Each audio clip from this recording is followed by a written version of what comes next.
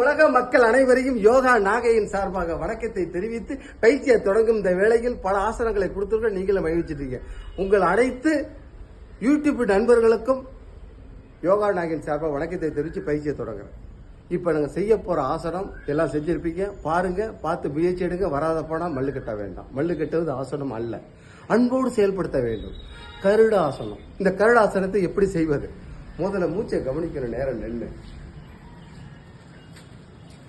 அப்புறம் என்ன செய்ய, கால்களை ரெண்டையும் விரிச்சு அப்படி கிரீடாசனத்துக்கு போல வர வேண்டும். வந்து கருடனை போல் மாற வேண்டும். மாறி இந்த கருடனை பாம்பை முதலை பூமியில் தரையில் போட வேண்டும். போட்டு வணங்க வேண்டும். வணங்கி அப்புறம் வலது கால், இடது கால் நீண்டு இருக்கணும், வலது கால் மடக்கி இருக்கணும். இப்படி இந்த இடத்துல முட்டியை வச்சு வணங்க வேண்டும். வணங்கிட்ட பிறகு மறுபடியும் எழுந்திருக்க வேண்டும். எந்த பக்கம் செஞ்சுக்கலாம், அடுத்த பக்கம் திரும்பி அதே பொசிஷன்ல சுவாசத்தை கவனிச்சு வணங்கி இதை நிறைவுபடுத்த வேண்டும்.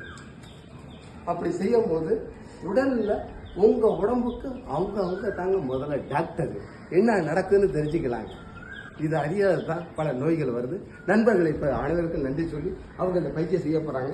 செய்யுங்க நண்பர்களை. தலைவர் செய்யறார். Ravi sir, very good, super, மகிழ்ச்சி. அவ்வளவுதான். கரெக்டா போடுங்க. போட வராத போனாலும் பரவாயில்ல, ட்ரை பண்ணுங்க. தானா வரும். தொடர்ந்து செயல்பட முதல்ல பூமியில கொண்டு வைக்கிறதுக்கு பாருங்க. வைக்க முடியாதவனாலும் பரவாயில்ல, அதான் உண்மை. ஏன்னா பயிற்சி நம்ம செஞ்சுக்கிட்டு இருக்கோம், போட்டி அல்ல இது. முதல்ல வலது, அப்புறம் பிறகு மூச்சோட சேர்த்து இடது வச்சு தலையை கொண்டு வைக்க முடியுமான்னு ட்ரை பண்ணுங்க. வராத போனா செயல்படுத்த வேண்டாம்.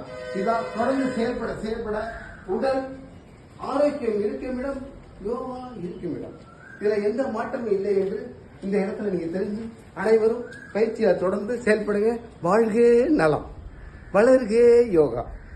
பெல் பட்டன் மறந்து விடாதீர்கள். நன்றி, வணக்கம்.